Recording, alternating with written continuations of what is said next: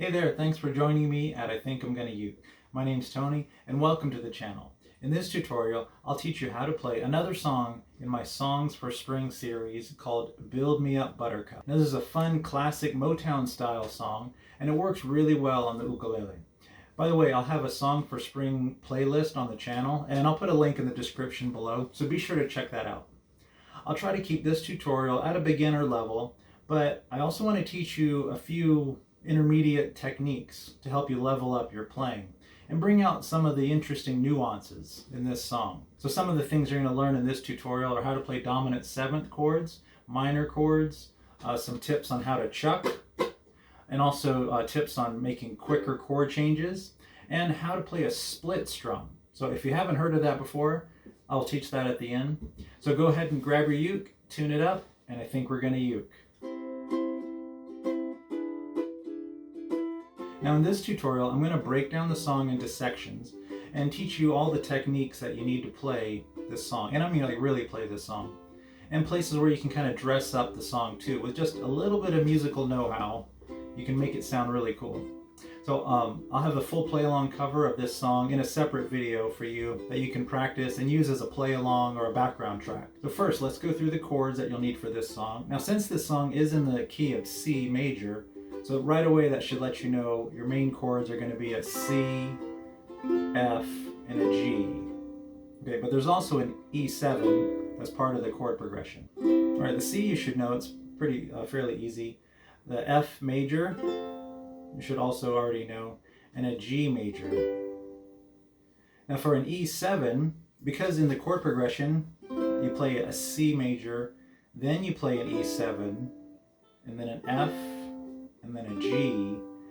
Because that E7 always follows a C, the thing you can do is just leave your third finger on that C note for the C chord, and then as you switch to E7, just slide your third finger up and then place your first and second down for that E7.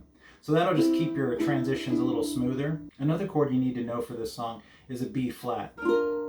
So you can use your first finger and kind of squeeze down. It's not really a bar chord, but it's kind of like it because you're using your first finger, but you're only pressing down the first and second string on the first fret. Then your second finger is on the third string, second fret, and your third finger is on the fourth string, third fret. So some people do have a little bit of trouble with this, but it's really not that hard. I know it might look a little bit challenging, but once you actually kind of play it and play around with a little bit. And then the next we'll need is a C7, which you just need your first finger on the first string and the first fret to play your C7. You also need to know how to play a D7. Now a D7, technically it is a bar chord because you're barring the entire second fret, and then you use your second finger on that first string on the third fret. But if you have a hard time playing a bar chord, I have other videos kind of showing tips on how to play bar chords. But if you have a hard time playing a traditional D7, you can also play the D7 this way, where your first finger is on the fourth string, second fret, and your second finger is on the second string, second fret. So sometimes you might see a D7 this way. It's usually called like an island D7 or a Hawaiian D7, but this is an actual D7. But if you're having trouble with a bar, you can play it this way and it sounds just the same. Anyway, the next chord that we need is a D minor. And then the last one is an F minor.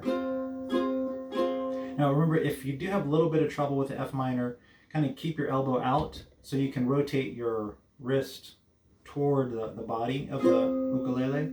That way you can use your pinky a little bit easier to play all the right notes. I know that's a lot of chords for this one song, but really most of these chords are actually just embellishments of the basic major chords.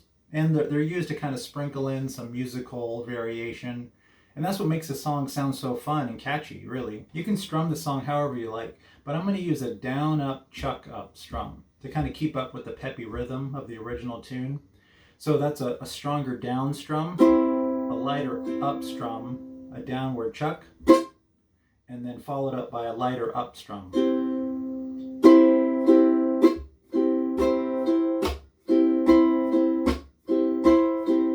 All right, now for that downward chuck, I am using a palm mute. So if you use the soft pad of your palm, that really drives home that chucking sound.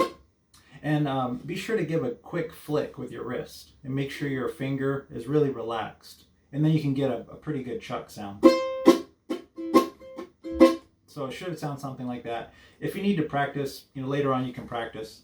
Now the song intro goes through the main chord progression of a C, E7, F major, and G major, each for one measure, and the intro goes 2 times through. This song actually starts with the chorus first, and then the first verse, followed by a pre-chorus, and then the chorus again, and then on to verse 2.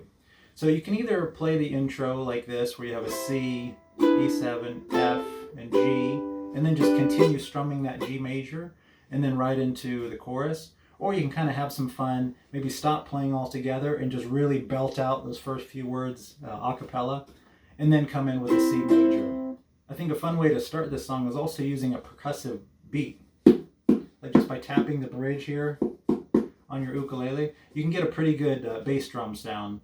So I'll just play through the chorus. I'm not really going to sing the chorus because YouTube keeps giving me copyright strikes. I'll play the intro chord progression 2 times and then just strum right into the chorus. And then at the end of the chorus, I want to kind of stop and point out a couple things of how to finish that chorus.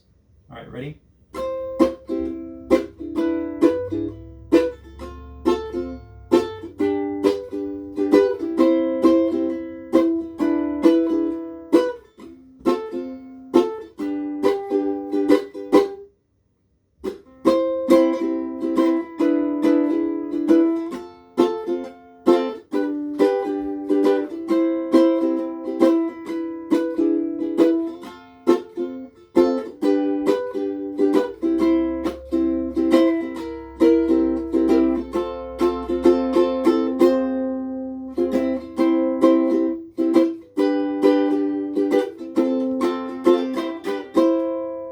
If you notice at the end of the chorus, there's actually a quick chord change of a C, G, C.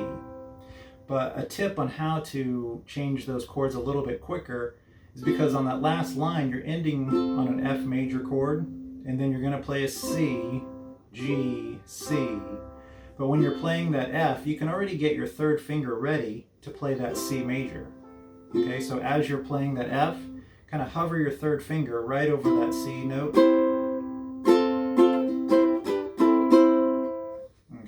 Now it does have 4 beats, so a thing that I do is I'll play or emphasize that F major chord, the very last beat on the F major chord, and C, G, C. So you can, might take a little bit of practice to be a little quicker with that, but same thing, when you're playing your C, you know you're going to play a G next, so get your first and second finger ready in position to play that G, and then just drop your third finger down again to finish on that C. So that should help you change at a pretty quick tempo. So after the chorus, then starts verse 1. But in the verse, there's an interesting split strum where you're playing a chord, and then in the middle of the measure, you'll have a chord change. So it's going to be in the middle of your strum pattern. So in this case, you're changing chords on the upbeat or on the up strum, kind of like this.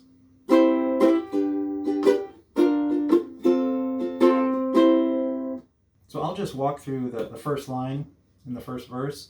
So you're playing a C, and then you have to switch to a G on the up strum rather than the down strum. So it's, I'll be over at 10, you told me time and again. So the same thing, that F, you're changing from a B flat, you're changing to the F on the up strum. So typically in any kind of common time or 4/4 beat strum, you're changing chords on the down strum.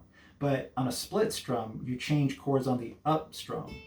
Okay, so it's not hard. It sounds more difficult than it really is, but it just takes a little bit of practice. But mainly you'll need to tune your ear to hear when that time to change it.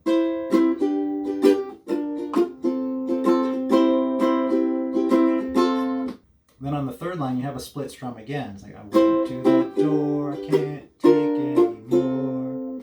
So that same thing, you're changing on the up strum for the G and the up strum for the F. So I'll be went to the door, I can't take anymore, it's not you, you let me down again. So just listen out for those strums. And next is the pre-chorus, which starts off with that real fun melody walk-up, which is kind of like one of the signature sounds for this song. where you start with an F major and you're ending on a D minor, on the hey, hey, hey. So the D minor is actually a higher D minor, so you can play the C major in between. So you're going from an F, C, D minor. So it's a... So this is a quick chord change, but if you notice when you're playing your F major, you can have your third finger hovering over the C note for that C chord, and then keep your first and second finger in a ready position to switch back to D minor. And if you look at the shape for D minor, it's very close to F major, so you can keep your fingers in about the same position and it'll make it quicker to change from F, C, D minor. Now you can see how close the F major is to the D minor. It's almost like they're relatives. The next is a G chord. On the next hey, hey, hey part, you're actually stepping down from a G major to an E minor. So you can play that F in the middle. So you can play G, F, E minor. So a similar way you can kind of prepare your fingers for this change is you're playing this G and you want to play an F next. So just get your first and second finger ready to switch to that F, and keep your third finger kind of hovering because you're going to play an E minor next. So you play your G and then an F. So keep your third finger ready for that third string and fourth fret for the E minor. So you have a G, F, and then when you switch to your E minor, your third finger is already in the right position. So that'll kind of help you make a quicker chord change from a...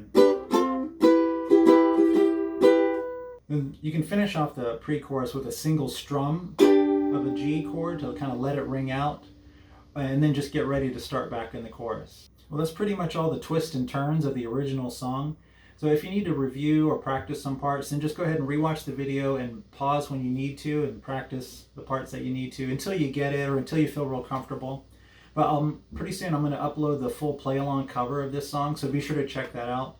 Well, I hope you really learned something, and I did try to extract some of the juicy parts of this classic Motown era song that we can really learn from and kind of embellish and learn and use it in other songs. Well, if you haven't already, go ahead and click like and subscribe. Don't forget to hit the bell. That way you get updated on upcoming videos. Well, I hope you enjoyed this tutorial, and until next time, have fun and God bless.